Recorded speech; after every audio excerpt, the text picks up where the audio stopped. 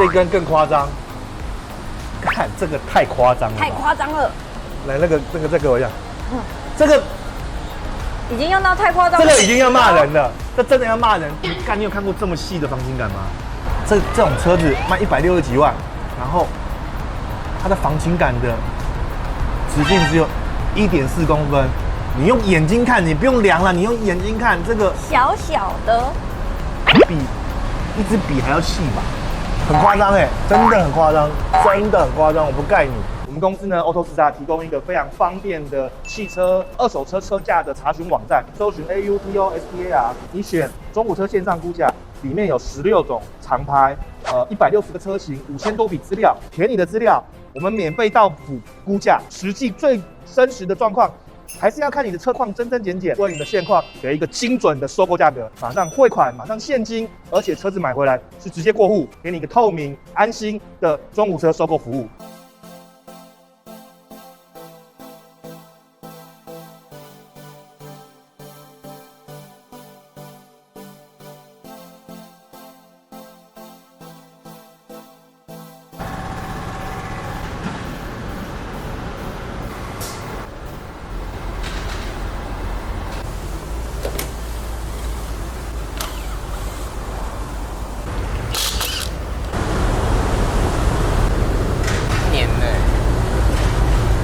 它没有干哦，没有干啊。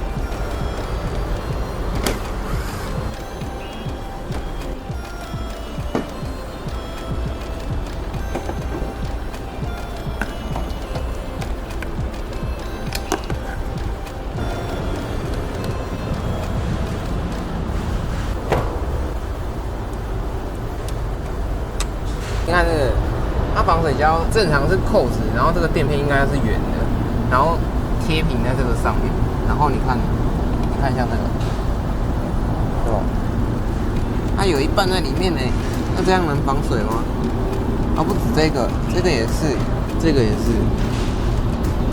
正常它应该要贴一圈圆在外面，然后用门压着，然后收起来，它才会做防水。你觉得组装那边对不对？有可能。大家好，我们是捷运汽车。我们今天请到漂亮的助理主持人。嗨，我是文文。好，今天要做什么呢？今天这一集呢，是大家观众最喜欢看的实车拆解。我们买到一台今年度全新款的 Subaru 的 BRZ， 它呢就是86的双生车，就是他们 Subaru 跟 Toyota 共同开发的，他们用的95%的零件都是相同的。那这个这么新的车到现在还是缺车的状态，有一个客户他买了以后开2000公里玩一玩他就不玩了，那他就卖给我们。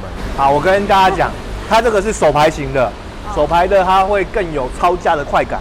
那手排的定价是162万，蛮贵的。蛮贵的嘛，对不对？对，它是一个 JDM 嘛，就是日本改装车的一个精髓。那162万的新车价，猜猜看，今年度跑2000公里，2个月2000公里，162万，我们收多少钱130。130，那很惨哎。哦，所以再更高是不是？我只开了2000公里，我只买了2个月。哦。然后新车是没有折扣、没有车的。145。不是145，但差不多了。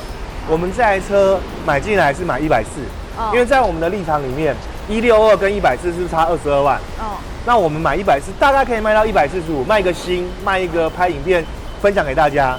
那145跟162差多少钱145跟162，55，6758，17。人家不是胸大才无脑，你这跟这个无脑怎么这是算术？哦，OK，这是数学。差17万，那也是要缺车的状态下面才有这么好的市场行情。你如果市场上很多车的话，就会再更便宜。对，就是大家就不会为了省这17万去买这个车子，可能要27万、37万。那没有关系，有这个机会，我们来探究这个双生车 BRZ 跟86的整个结构。那我们先第一点，我们把它的保养杆拆下来嘛。我们请我们把前面的防撞钢梁的保利龙拆下来，我小心的拆。好的。那我们也请你量一下尺寸。量一下尺寸，我这个手吼有点短，等一下。会。对。好，所以数据是多少？等一下，眼睛来不及看啊。122。好，123。好，我必须要说，我们从这个侧面来看，这个车其实前防撞钢梁做的很精简。第一个，它刚刚的长度123，以它的车框180来讲是 OK 的哦。可是这一个结构的宽度，其实第一个你看，我们从旁边看就知道了，它这个结构宽度，它就是普通的锻造的合成钢嘛，对不对？也不是铝合金嘛。然后挖了很多洞，轻量化，可是厚度并没有很好，就是它是这样子一个崩字形，13公分。可是呢，真正有结构的又偷了一点点，又溃缩一点点，从这边才有没有？这一个结构体其实小小的，也就是说这个结构体的高度大概只有8到10公分而已。那这样子的防撞钢梁，在我们看到这么多车，而且这个又是刚刚有讲嘛，卖到160几万，这样的结构其实用料有一点点单薄。这个用词很好哎，真的假的？真的。为什么？就是美化它。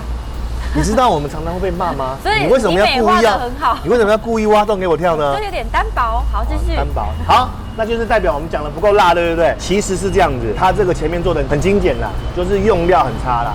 那包含是什么？你知道吗？我们下面，比如说我们看 RAV4 啊，或者是 Artis 好了，70万的 Artis， 它在下面的防撞钢梁也是很厚实的。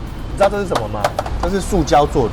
哦，我知道这是塑胶。我刚刚以为你是问我说这个地方做这个在干嘛？正常的车子会上面一个大的横梁，然后又比它厚、比较宽，然后甚至好一点的材料会更扎实，然后更铝合金的、更好的材质。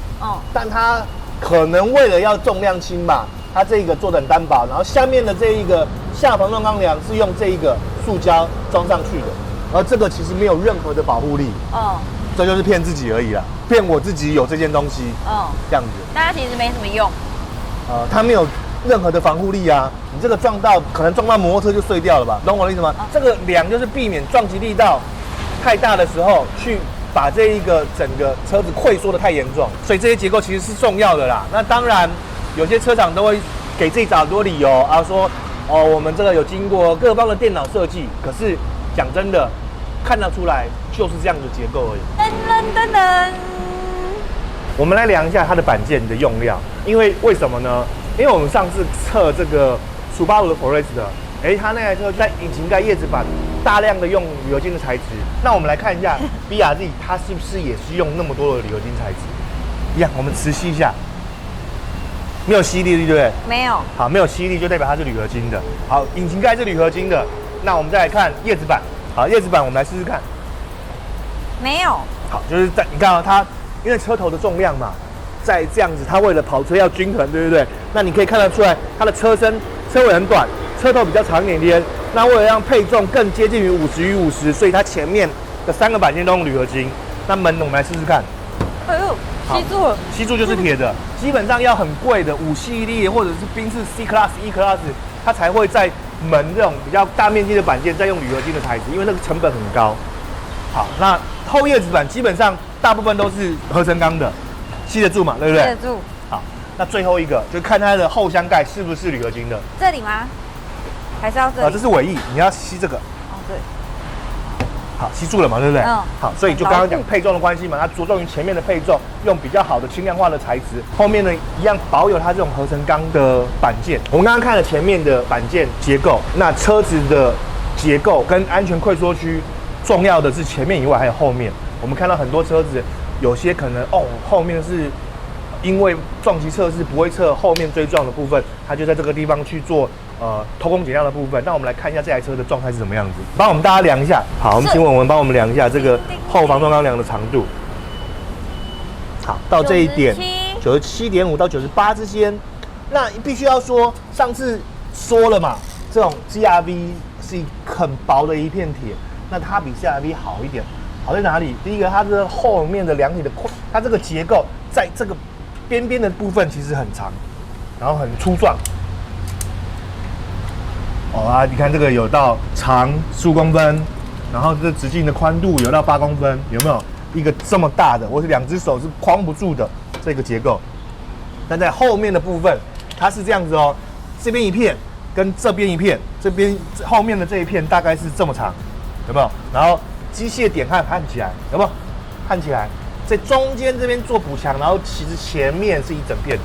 那在我们看了那么多车，其实这个感觉就勉强及格啦，也不会说很差，非常非常没有诚意，就一片铁也没有做任何的设计跟结构。但其实它可以再用粗壮一点的用料，再宽一点，再厚一点，再比如说结构是更多的结构方形啊，我们比如说很多方形啊，或者是再更宽一点，因为这种东西就跟盖房子一样嘛，对不对？我们自己也知道嘛，你的梁柱越多，你只有一面墙还是有很多柱子，那对于车那个整个的可以吸震啊，或者吸收撞击力道都是不太一样的。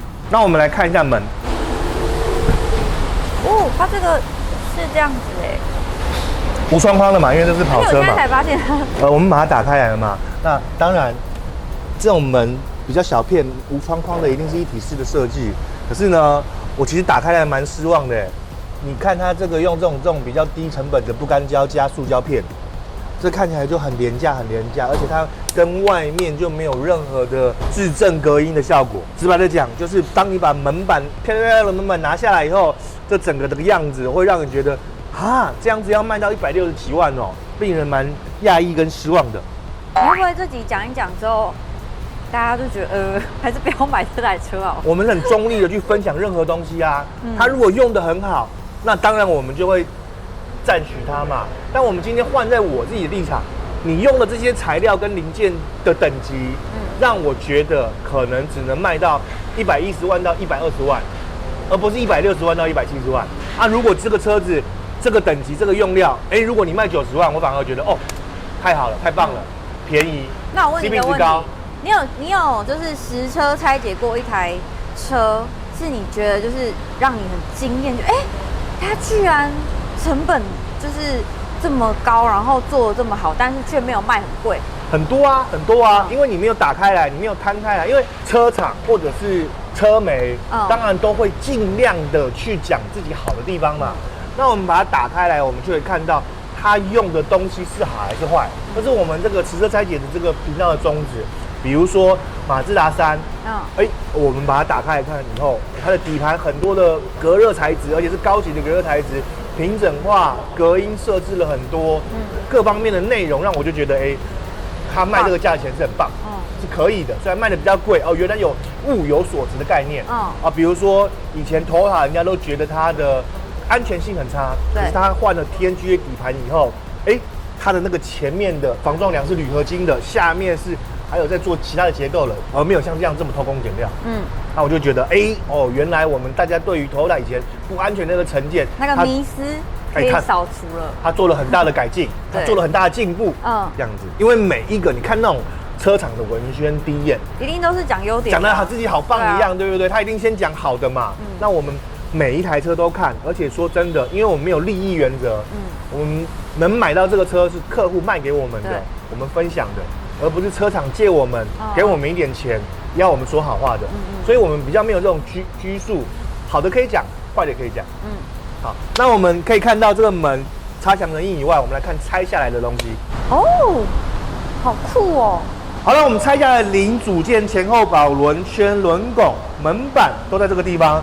第一个，这个手排的车型它没有跟车，所以它也没有前面的雷达。然后你可以看它甚至连旁边侧边的我们俗称的侧距雷达都没有。我们没有跟车系统嘛？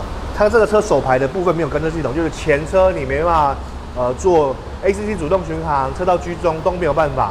那可是呢，它居然减配到连车侧的测距雷达，就是什么是车侧测距雷达，你知不知道？就是跟旁边车子的距离哦。比如说我在倒车的时候会哔哔哔哔哔嘛，对啊对不对？它会显绿色的、红色的，靠近就红色。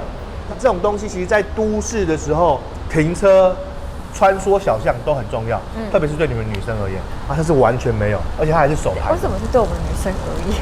你是间接在说女生技术不好？我没这么说，我是说你技术不好。好我技术是真的不太好。那我们刚刚拆下来的门板有没有？它原本的门板长得漂漂亮亮的，有没有？可是里面是其实就很简陋，对不对？然后原来还是有一个这种，这是什么？这是隔音材质。哦，隔音材质，可是它门板那么大，照理来说应该要它只有一点点。整个覆盖住。但有总比没有好了，因为多车厂都是没有的。可是呢，我们可以看到轮拱的部分有没有？它就没有任何的隔音材质，只有这个简单的，其实这个 PU 也蛮薄的，简单的 PU 有没有？这个材质跟厚度其实都不好，然后没有隔音材质，在轮拱的部分的设置是这样子。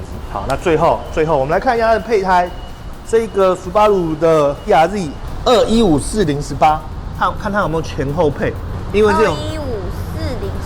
好，2154018其实是一个以性能取向来讲，其实像我常去跑力宝嘛，车子的轮胎重点不是19寸、20寸、21寸、22寸重要，不是的，是宽度。215的宽度非常非常的窄，你这个面越窄，有没有看到这个面很窄，对不对？你的抓地力就越少嘛，你抓地力越少，你的车子能做到的贴地性跟激烈超价就越少。所以这个轮胎基本上我会觉得非常非常的没有诚意。米其林的 PS4， 不过真的啦，圈的大小、胎的大小都不像是一台跑车啊，但是蛮轻的啦。18.3以18寸来讲算轻的哦。那也就是说它的铝圈加上它的配胎，铝圈是轻量化的铝圈没有错，它的 ET 值啊、它的宽度啊，其实都略显不够。好，我们接下来看它这是干嘛，你知道吗？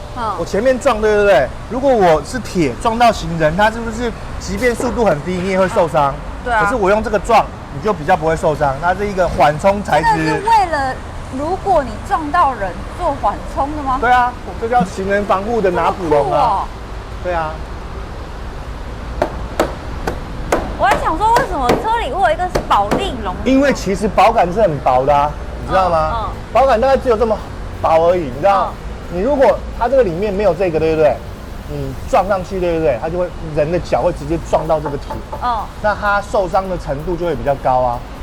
但如果在低速的时候，我这样子撞到前面的人，他的脚不会那么容易断掉啊。接下来我们来看底盘的部分，那这个双活塞的卡钳，那这个卡钳盘看起来是一个很小的设置啊。我们来量一下这个碟盘，拿模高，数字在哪？数字在这。好，数字帮我们阅读一下。295，它前面碟盘295其实算是一个蛮小的设置。以性能车来讲，我们讲一个很市售的车型 ，Kicks 好了 ，Kicks 像那种马力那么小的车子，它的前碟盘还有285，它只比大家多10 mm， 以性能车来讲算是蛮差的。然后你可以看到这里面的封装胶有没有？你可以摸摸看。是不是脏脏黏黏的？脏脏黏黏的，对不对？这个呢？这里应该不会黏黏的吧？这里不会。好，这个照理来说是隔音胶，那这个呢？照理来说是工厂在封装它，怕它生锈，再多打的胶。有没有？你看这全新车2个月2000公里就已经开始粘了一些东西了。它只是把那个浅浅的隔板盖上去，所以我觉得这个到时候开久以后也会粘的乱七八糟的东西，虫啊各方面可能都有。好，我们来量后面的碟盘，后面就单活塞嘛，它这活塞的卡钳也蛮小的。量哪里？这个上面，这边，好，下面把它合起来。好，来，我们来看数据，多少？289。290了。这都是整数。可是它，好，没关系，可能有一些测量误差。前295后290，就是前碟盘一定要比后碟还要大嘛。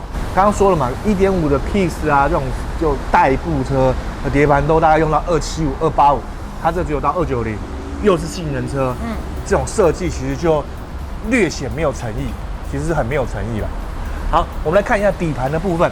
这台车一直被你说没诚意啊，真的没诚意啊，真的啊你一直在。说他没诚意。你知道我的车子，我们那个 Golf 的原厂碟盘是多少？310嘛，对不对？那我们为了要去更激烈的超价，碟盘都要换到355、355好，不要到375那么夸张。哎，我们那个是多少？355跟这个295，你知道差多少吗？差这么多哎！哦，这大小差很多哎，就像你 A 罩杯跟 D 罩杯的差距一样。我不是 A 罩杯，我是 D 罩杯。哦，好，对不起。好，那这颗引擎呢，就是它最有诚意的，就是水平对卧、低重心，然后这一次从2000cc 变成2400，然后呢，它这一次的变化增加了很大的低速扭力。那它低速扭力增加，你在开的时候，你在就是不管是你市区代步，还是说呢，你真的去做比较激烈的驾驶，跑山路、跑赛道，基本上你都比较好去掌握它的车子动态。因为如果你是扭力很低的话，扭力比较低，然后要高转速才会有扭力的话，那你就必须要一直把这个车子维持在高转速，就会需要比较大的技术层面。那它这个低速就有扭力的话，而且扭力峰值范围比较好的话，就是我不用一直 keep 到5000、7000转，我3000转、4000转就有足够的扭力跟动力。对，水平对卧，有没有？就排气管下来，对卧下来出去，然后到这个地方，有没有？排气管出去。可是呢，必须要说它这个下面的结构，第一点哦，你看这一个工字梁副车架跟前面的主梁体是没有做任何结合的，而且你看它这个副车架很小，有没有？就这么小而已，这样小小的。然后呢，它的下支臂一般的会做双层的，有没有？双层这样子，这个会合起来，它这只有单层的，所以这个都很大幅度的，你可以说它是轻量化，你也可以说偷轻，你也可以说它偷工减料，这都是同样的意思。因为这样的支臂大部分都会用到这个合成钢的结构去做，因为你少了一半嘛，对不对？正常是上面有下面有两个合起来做成这个结构。那你如果少了一半，你这个扭曲度就会比较高。你这个车子就为什么有时候赛车要做很多的连杆、防倾杆？为什么？就是要让它左右的联动是大的，是连接的。那你这样子，你有很大的扭力可以动的话，就代表你车子就会变得很不稳定。包含你看这边，我量给你看啊，这小一支的防倾杆，几 mm，18.8，正常大部分好一点的都是22、23、25、28，在这个区间，28跟18。那我们就可以知道是什么样差距了吧？你喜欢28还是18？我不知道28跟18看起来是差多少。好的，就它很细啦，那很细，这样子的防倾杆就应该是这样讲，因为这车子本来就是双门跑车，主打运动化操控性，那你主打运动化操控性，你的用料这么的代步车就很差。好，那再来我们来看嘛，这个。至少它的下面底盘的平整性是有的，不过中间的排气管还是露出来，所以它就是旁边把你平整性。但如果你真的要讲的话，正常的话是要整个都把它封住是最好的。然后你可以看到这个排气管其实也并没有很粗，不过因为它这个2.4自然进气嘛，它也不需要太粗的这个排气管。它这样子做，这样子做才会有很多的回压管，排气管越粗，你的车子可能就没有那么多的回复的压力，你的引擎的扭力就会比较丧失，然后一直往到后面，那么这个车子是后轮驱动，就是它这个是差速器，前面的动力要流到这边来，然后由这边去做动力的输出。第一个，它的底盘的形式其实是不错的，它这个上面有一个 A 背的，有没有？你看这个有没有像一个夹子的感觉？这两边连接到上面的支架结构，下面这边连接到这一个仰角。好，我们来量一下仰角是不是铝合金的？好，不是。好，卡钳是铝合金的，仰角不是。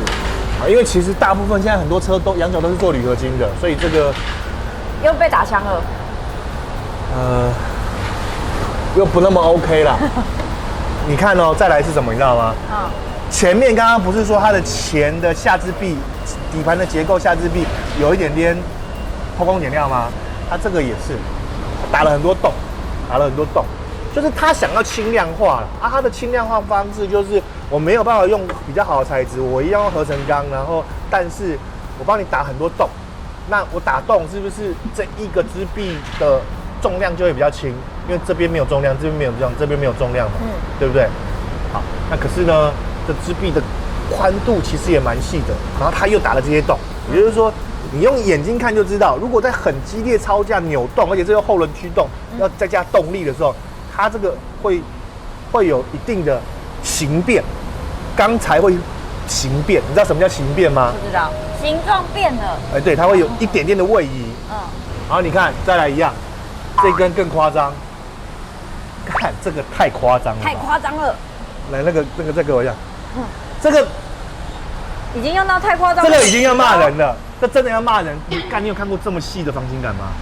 这种车子卖160几万，然后它的防倾杆的直径只有1.4公分。你用眼睛看，你不用量了，你用眼睛看这个小小的，比一支笔还要细吧？很夸张哎，真的很夸张，我不盖你。我们也有订一台 A186。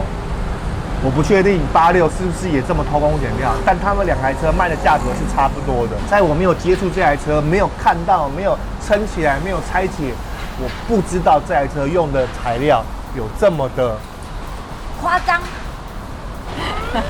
我说的只有夸张而已吗？我觉得这已经会让人家觉得失望了，因为这个车子其实是很多人对它是有所期待的。那你这样代表什么？你知道吗？你真的要到这个车子可以让你觉得动态是满意的，你要换卡钳、换轮圈、看防倾杆、换下支臂，要花很多钱。它原本给你的，如果新车160几万换完要200吗？差不多。超贵。也回过头来讲，看到这样的结构，我觉得这台车子大概只值得卖130万。好，那我们等一下把它装起来，我们来实际测试一下。看一下这台车有什么样的配备，跟开起来什么样的感触，跟0到100加速，这2.4的引擎到底是几秒？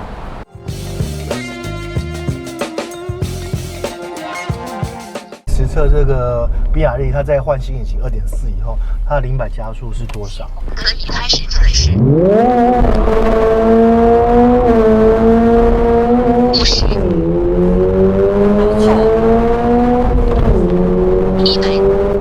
差不多8.08秒出而已。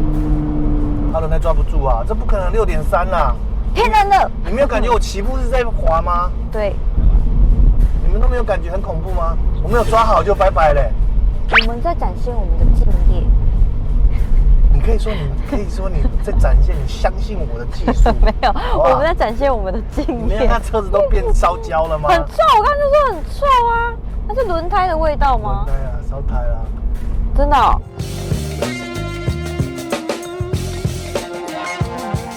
好，我们在这个环节嘛，测车子加速嘛，那我们也来测这个它的高速的隔音。它其实刚刚也聊了一下，从120万涨到160万，这已经接近40%的涨幅，真的没什么道理。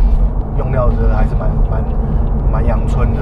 那我们来看一下高速隔音，我现在已经调到6档了哦，我已经换到6档了哦。然后现在巡航时速90公里，看一下数值是多少。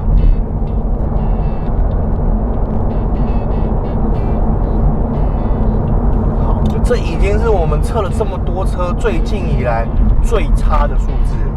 因为呢，75万是一个进口与国产的分界线。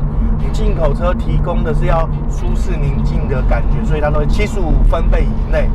那我上一集隔音录的时候，有这个粉丝跟我反馈，75、76、78，差3分贝，其实已经差了非常非常多，你的体感会增加很大很大，因为分贝只是一个指数型上涨的。那它刚刚已经测到78、79，就是一个很糟糕的数字。我们测过最差的那种国产车，好像也是大概是78到80之间。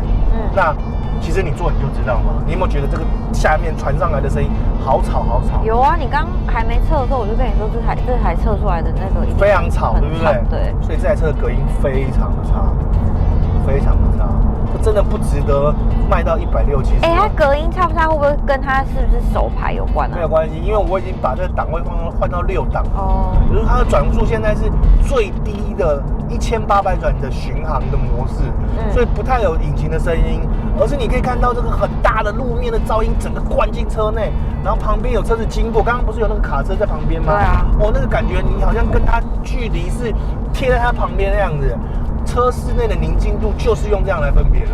你好宁静的车子，你就会感觉跟它离很远，它完全干扰不到你。它有载或没载，你都没有很大的差距。而这个就是旁边有车，那个整个声音灌进来，让你觉得很吵杂的感觉。这已经到吵杂了，所以这是一个非常不实用的车子。我真的很久没有这么嫌一台车了，真的很不值得买。特别是这个价位，你在想，它真的没有资格从120万涨到160几万。那这个牌子的其他车款有比较好吗？还是其实他们这个牌子都差不多？其实Subaru的车主我是蛮喜欢的，Forest的它的，比如说它的跟车系统 EyeSight 也准确，然后跟车也是方便的，然后可靠的，然后也安静的。那也就是说，这是Subaru里面的车型里面，我觉得是不值得买。也许是因为他们没有那么多那种出到跑车车款。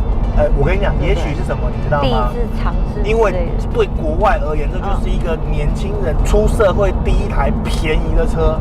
在国外的定位，这是一台非常非常便宜的车。进来台湾水涨船高，然后他卖了一个我觉得很不合理的价钱。那反正他也没差嘛，反正他也没有什么产能的嘛。现在还要等车嘛，你要来你就买这个价钱，你不要就算了。你自己想想看，这个车子再贴个20-30万就可以买暴力鸭了，就是 GR Yaris， 那完全是不同的设计，是一个拉力赛的这个技术导入到1.6涡轮，然后那就是真的。而且你如果常去跑，你常常去接触赛车活动的话，因为这个 GR Yaris 它的这个轴距的设定，它在力保其实是可以跑得很快，不用什么太大的改装就可以跑得很快很快的。所以我觉得这台车真的是不值得买的价钱。入门135，顶规的152。C-X5、M-X5，对不对？对，它在换挡拨片，跑车座椅。那自排的手排的多少？有没有手排的？M-X5有没有手排？可能是手排。1.3多的，对不对？135的是。对啊 ，M-X5的1.3多是不是就合理多了？它是2.0汽油的嘛？对。而且它还软顶敞篷的。照理说，敞篷的设置成本还是会比这种硬顶的还贵一点点。总之就是它太坏了，卖这个价钱。太坏了。真的啦，这在国外是那种可能，国外这台车可能比 Altis 还便宜，因为手排变速箱是一个最便宜的设置。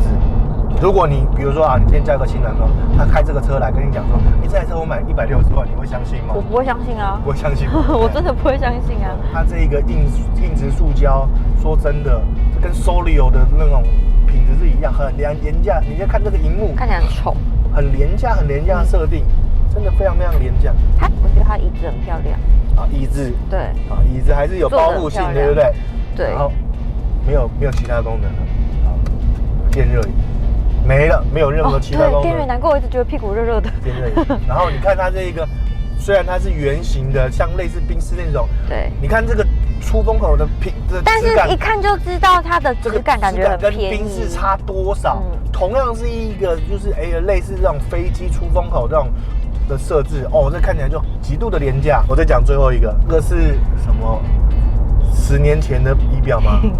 你看这个有多单调，而且现在都已经什么做虚拟座舱，然后全彩仪表，中间可以显示导航。它这个还在那边有没有？只有白色、黄色、红色，真的啦！你如果有看这集，不要买这个车。你直接灭火。我刚发了一个限时动态，然后就说哇，我第一次在车子底下，然后我就这样子扫过去，然后我朋友就说，就是问我这台车，然后我就说，我刚听老板讲，好像这台车没有很好。他说真的假的？但是我很喜欢，很想买耶，这样。我跟你讲，其实呢，如果卖145万的话呢，就是不错的。我们现在还有，对不对？9000可以折2万，是不是就143万？是不是就现省了20万，对不对？20万可以做很多事呢。20万刚刚讲那个卡钱，对不对？什么都可以升级，对不对？还有几了，我会阻止我朋友的。啊？你看，我再跟你讲一下，你看那个按下去，没有，你看你说好内装不行啊，那仪表板也很丑啊。赛道模式，有从圆的变成这样子，我也不知道。好了，真的啦，这大概只能卖到110几的价钱，他居然给我卖160几，没关系啦，我已经决定要被大家泡死了。但是真的，你如果不相信，你来实际现场看，你看这个门板，你看这个中控台，这个有够廉价的，这个手套箱。但是讲实话，它这个离合器其实蛮方便的，就是你如果不太会开手排车，它那个衔接是很柔和的，并不会说，你过了这个离合器某个点就嘣就起火那样子，是很柔和的啦。如果我交男朋友，我不会想要我男朋友买一台手排的车，买 GR 亚瑞斯，坐起来很不舒服那个手排每次要吹的时候就觉得很不舒服。你意思是在嫌我技术烂，是不是？天天，这是唯一一台连我自己都没办法说服我自己卖给你的车，好不好？这台我们 pass， 好不好？好，好。它的仪表板其实做的很像那个09年那台 GTR， 很老。那我把这个车讲那么烂，我会不会也卖不掉？搞不好买的人他不会看到这一集。真的哦？真的吗？可是我们影片这么多人看，关你什么事？我啊，有我自己，还有我，自己又加上了我，会更多人看。屁啦你！好啦，喜欢我们的影片，记得帮我们按赞、订阅、再分享。那记得，对不对？讨厌我的，帮我们下面留言，多骂他一下，不要让他屁股翘那么高，对不对？没有，